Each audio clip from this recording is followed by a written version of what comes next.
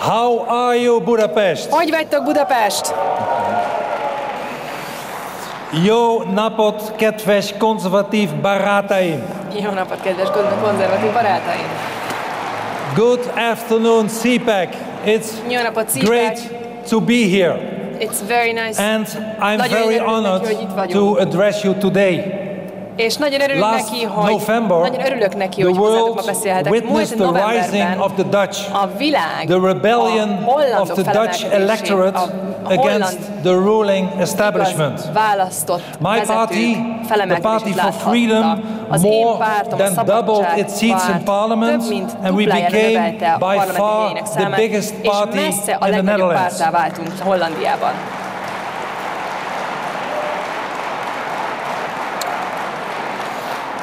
And today we are negotiating, forming a new government. Tárgyalunk, hogy egy új kormányt formáljunk, hozzunk létre, és remélem, hogy sikerrel jár. So, please allow me to say some words to the Dutch press, because they are very nervous today. In the Dutch newspapers, opening with national newspapers, evening, even on the 8 o'clock news and other news programs, they all say that Wilders kill the negotiations by speaking for CPAC today. And I have to disappoint them. I will not do that, because winning the elections, becoming the biggest party, comes along with a big responsibility. And the responsibility I have is to my country and to my people. So to the Dutch press, if you're only interested in that, please go home. Úgyhogy arra kérem a holland sajtó képviselőit, hogy menjenek haza.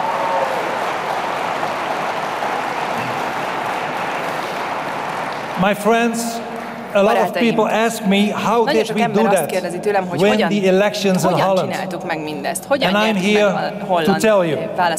But let me first emphasize that we are standing on the shoulders of giants, not just Dutch giants, heroes, as Pim Fortuyn or Theo van Gogh, both murdered in my country as martyrs of freedom. But also some of our and your heroes, such as the great Ronald Reagan, who in 1974, exactly 50 years ago, gave the inaugural speech at the first ever CPAC meeting.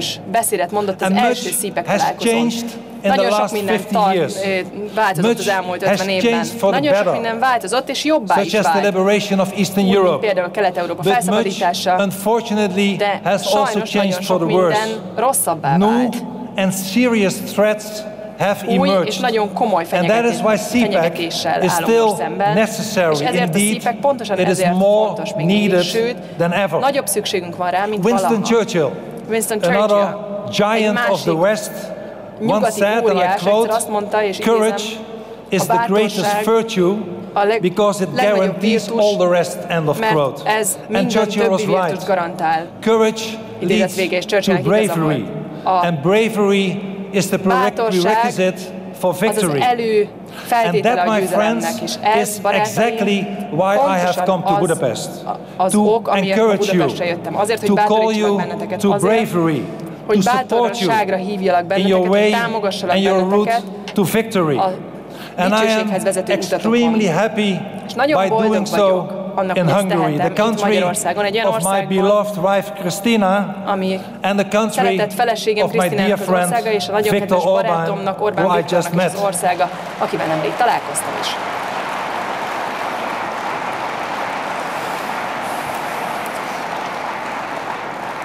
Prime Minister Orbán is a brave leader who proudly stands for his country and the Judeo-Christian values of his people.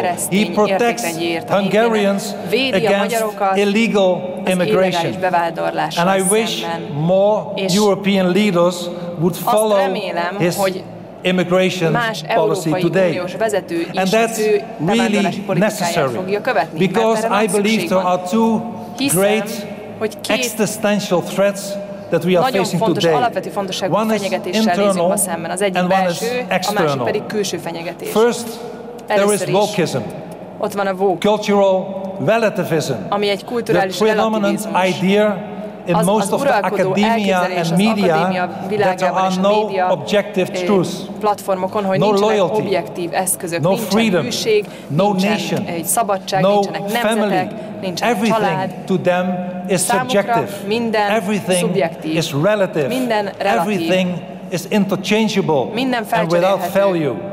And that és is the message of the leftish a baloldali elit They, üzenete. the left, Ők a have baloldal sold so many countries out when they were in charge.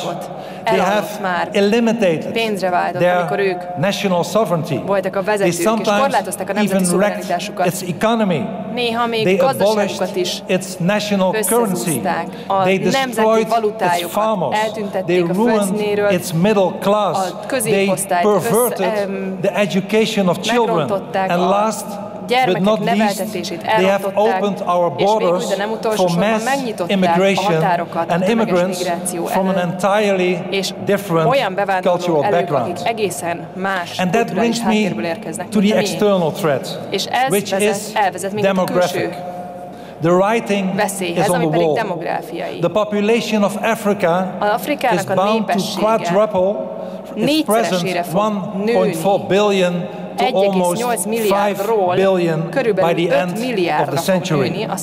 And 1/3 of them wants to move abroad and come to Europe.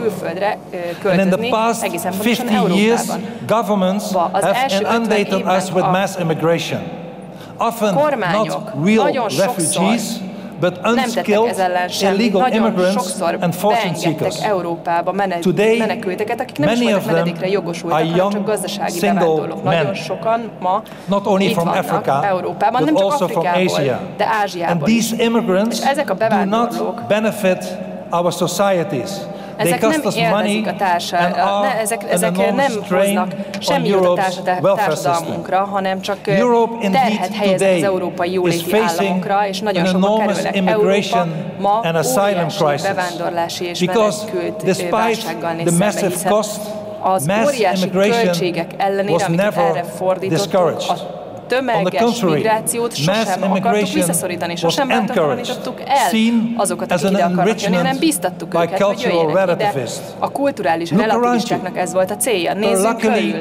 Szerencsére nincsenek itt Budapesten. Csak nézzetek körül, a legtöbb európai országban olyan negyedek vannak, amik már teljes mértékig no-go zónákká váltak, olyan területek, ahol a gyermekeink és a nőink, hölgyeink nincsenek biztonságban, és ahol a keresztény értékeink már teljesen eltűntek. Nézzetek körül, és láthattok olyan embereket, akik a Hamas zászlaját lengetik, és az iszlám dzsihádot hirdetik, és antiszemita üzeneteket kiáltanak nagyon sok after the massacre of innocent Israeli civilians on October 7 last year. And it's no surprise. The Arab Center of Research and Policy Studies shows that 67% of the Arab world consider this barbaric massacre legitimate.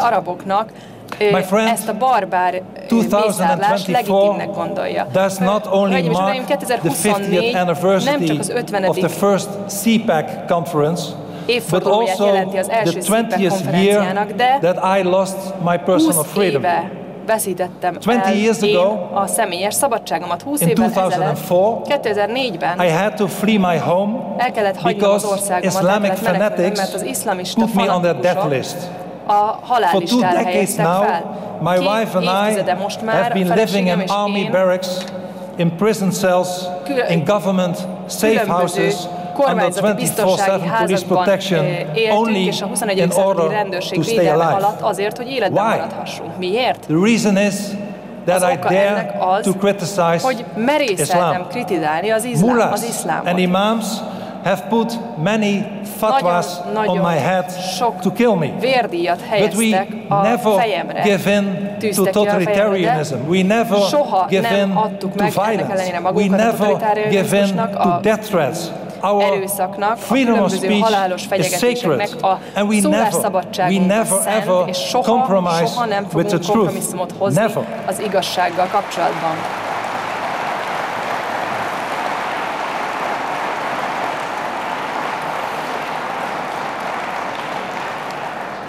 And the truth is that many European nations today are overrun with more and more illegal immigrants and asylum seekers. More than we can handle. So why did we allow this? Why have we not stopped it? Which people have voted for this ridiculous policy? Why did politicians all over Europe refuse to do their duty and speak out against this madness? My friends, in the 1955 inaugural issue of National Review, Bill Buckley famously wrote, and I quote, "A conservative is someone who stands throughout history yelling, stop." And here, my friends, we get to the heart of the matter. The explanation of the great electoral success of the Party for Freedom in the Netherlands. Unlike other parties in the Netherlands, we had the courage to stand throughout history and yell, stop. We dare to yell, stop. We have always said the truth, never stayed silent. We have stood by our people, and we always will. We have never abandoned our beliefs, and we never will. My party has always refused to follow in the mold of politicians such as the French President Macron or the former German Chancellor Merkel and many others who opened their borders, impoverishing and endangering the people and diluting Europe's Judeo-Christian and humanistic culture and civilization. We have always defended our people. We have constantly yelled stop at the bureaucrats in Brussels when they wanted more and more federalism and less of our national sovereignty. We yelled stop to the wokeness which politicians out of the West try to impose to the common people and their children. We have always yelled stop to their open border policies. And now, finally, sick and tired of being ignored, sick and tired of the trampling on their values and everything they hold dear, the Dutch people cried, enough is enough. They said, stop at the elections. Azok azt mondták, hogy elég volt. Azt mondták, hogy ezt állítsuk meg. Mindezt a választásokon fejezték ki. They said stop and they flocked to us. Almost 25% of the Dutch voters, 2.5 million people backed us because they understood that we and we alone have always been on their side. And here is my message to you, brave conservatives, who are standing throughout history, yelling, stop. My message to you is that if you yell, stop at these ridiculous policies, millions of decent, good citizens will join you because they have had enough, because they want to save the future of their children and live in dignity in their own land. And that, my friends, is why you should take courage. Continue the good fight. Finish the course.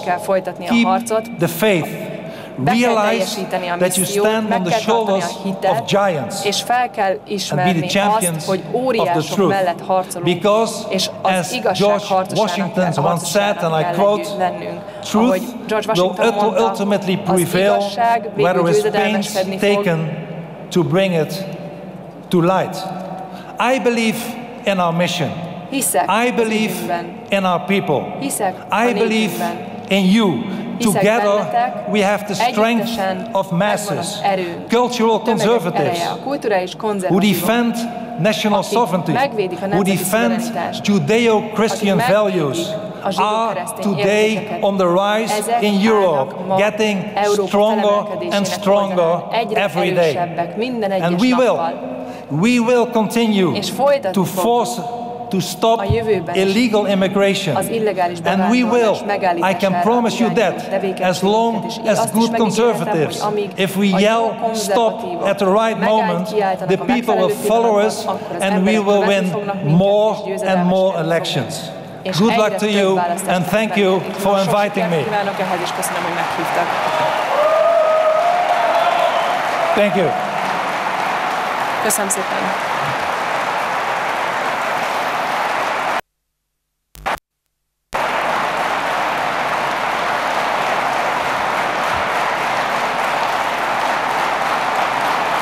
Nagyon szépen köszönöm.